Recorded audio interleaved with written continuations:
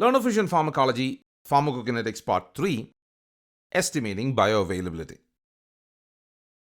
Bioavailability is a fraction, the fraction of the administered drug that reaches the systemic circulation. It is easy to measure the quantity of the drug we administer.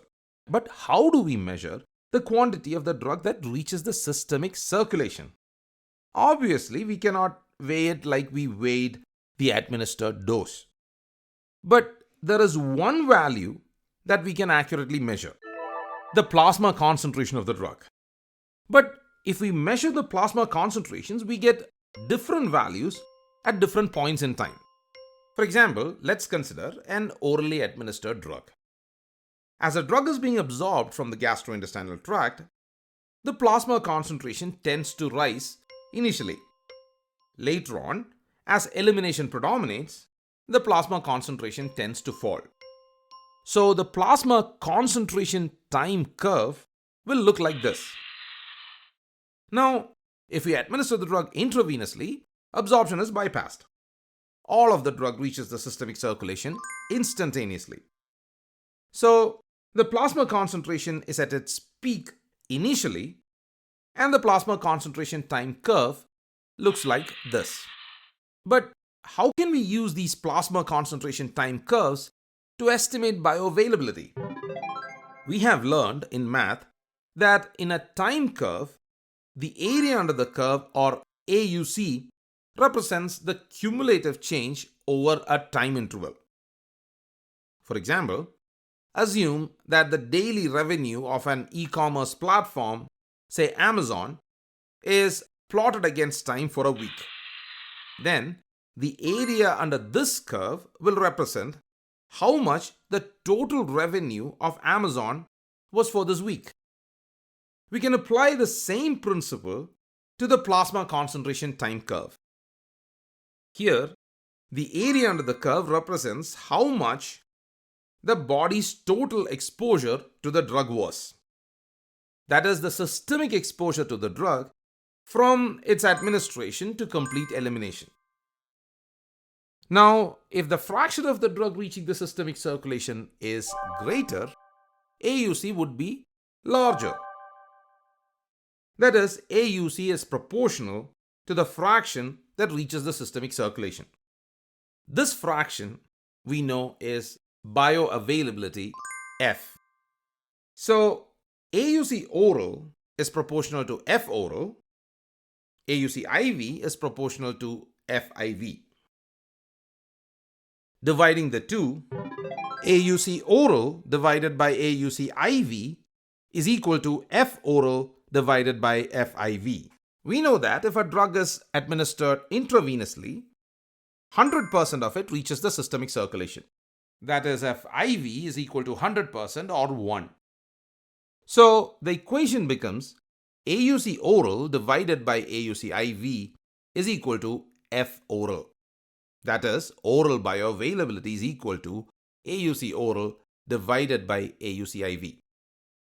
Similarly, bioavailability for other routes such as intramuscular, transdermal, etc. can also be estimated. Since the comparison here is with the intravenous route, where bioavailability is 100% or absolute, this is termed absolute bioavailability. For example, the term absolute oral bioavailability is used when AUC oral is compared with AUC IV. Sometimes bioavailability of one non-intravenous formulation is estimated relative to another non-intravenous formulation. For example, oral versus sublingual tablets. This gives us relative bioavailability.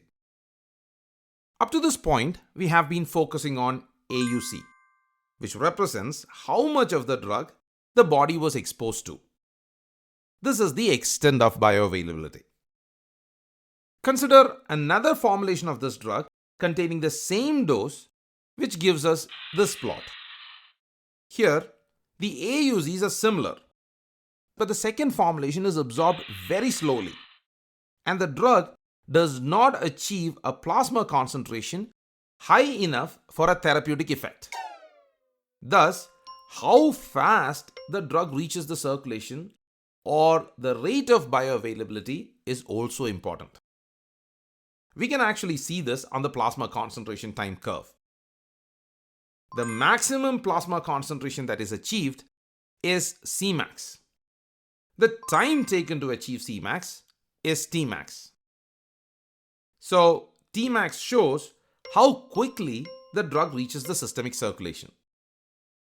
Thus, it is a measure of the rate of bioavailability.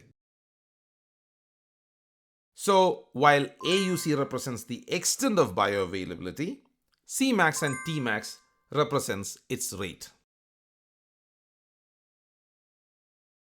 When two formulations of a drug have comparable rate and extent of bioavailability, we call those formulations bioequivalent.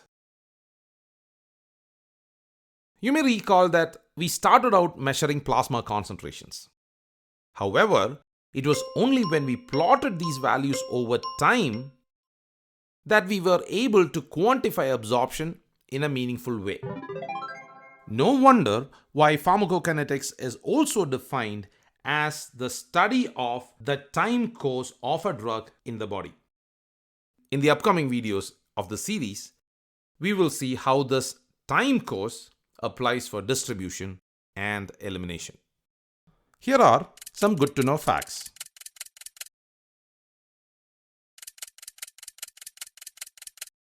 This is a summary of our discussion.